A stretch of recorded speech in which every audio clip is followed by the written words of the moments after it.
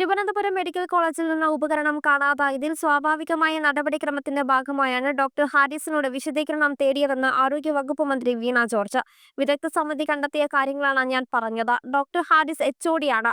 Department തല അന്വേഷണം സംഭവത്തിൽ നടത്തും. ഡോക്ടർ ഹാരിസിനെ കൊടുക്കാൻ മനഃപൂർവ്വം ശ്രമിക്കുന്നതായി ചിലർ വാർത്ത നൽകിയെന്ന് മന്ത്രി വിമർശിച്ചു.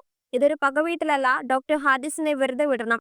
ഉപകരണങ്ങളെല്ലാം അവിടെ ഉണ്ടെങ്കിൽ അതെല്ലാം പരിശോധിക്കട്ടെ എന്നും വീണ ജോർജ് വ്യക്തമാക്കി. 20 ലക്ഷം രൂപയുടെ ഉപകരണം കാണാതായി എന്ന റിപ്പോർട്ടിലുണ്ട് എന്നായിരുന്നു കഴിഞ്ഞ ദിവസം ആരോഗ്യമന്ത്രി വീണ ജോർജ് പറഞ്ഞത്. ഇതിൽ അന്വേഷണം നടക്കുന്നുണ്ടെന്ന് വീണ ജോർജ് പറഞ്ഞു. ഡോക്ടർ ഹാരിസിന് സ്വാഭാവികമായിട്ടുള്ള നടപടിക്രമത്തിന്റെ ഭാഗമായിട്ടാണ് അദ്ദേഹത്തോട് വിശദീകരണം തേടിയത്. അപ്പൊ ഇന്നലെ അദ്ദേഹത്തോട് വിശദീകരണം തേടിയത് അദ്ദേഹത്തെ വേട്ടയാടുകയാണോ എന്ന് ചോദിച്ചപ്പോൾ അങ്ങനെയല്ല. അദ്ദേഹത്തോടൊരു സ്വാഭാവിക നടപടിക്രമമാണ്, അതൊരു റൊട്ടീനായിട്ടുള്ള ഒരു പ്രൊസീജിയറാണ് അദ്ദേഹത്തോട് വിശദീകരണം തേടിയത്. ഞാൻ ഇന്നലെ വളരെ വ്യക്തമായി പറഞ്ഞത് ഡിപ്പാർട്ട്മെന്റ് തല അന്വേഷണം ഉണ്ടാകുമെന്നുള്ളതാണ്. ഡിപ്പാർട്ട്മെന്റ് തല അന്വേഷണത്തിൽ അതിന്റെ ഭാഗമാണ് ഡോക്ടർ ഹാരിസും. കാരണം അദ്ദേഹം HOD-യാണ്.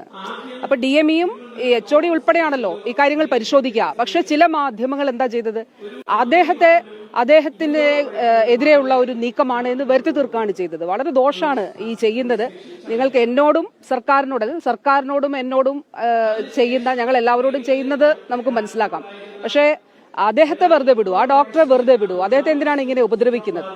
അദ്ദേഹം കൂടിയാണ് ഇതിന്റെ ഭാഗമായിട്ട്. ഞാൻ പറഞ്ഞത് ഡിപ്പാർട്ട്മെന്റ് തല അന്വേഷണം നടത്തുമെന്നുള്ളതാണ്. അദ്ദേഹം ഡിപ്പാർട്ട്മെന്റിന്റെ ഭാഗമാണല്ലോ, അദ്ദേഹം HOD-യാണ് എന്നുള്ളത്. അത് ഏത് കാലത്താണ് എന്നുള്ളത് അതൊക്കെ നമുക്കറിയില്ല. അപ്പോൾ ഈ ഒരു വിദഗ്ധ സമിതി ഇത് ശുപാർശ ചെയ്തപ്പോൾ അത് സ്വാഭാവികമായിട്ട് അന്വേഷിക്കുക എന്നുള്ളത് ഗവൺമെന്റ്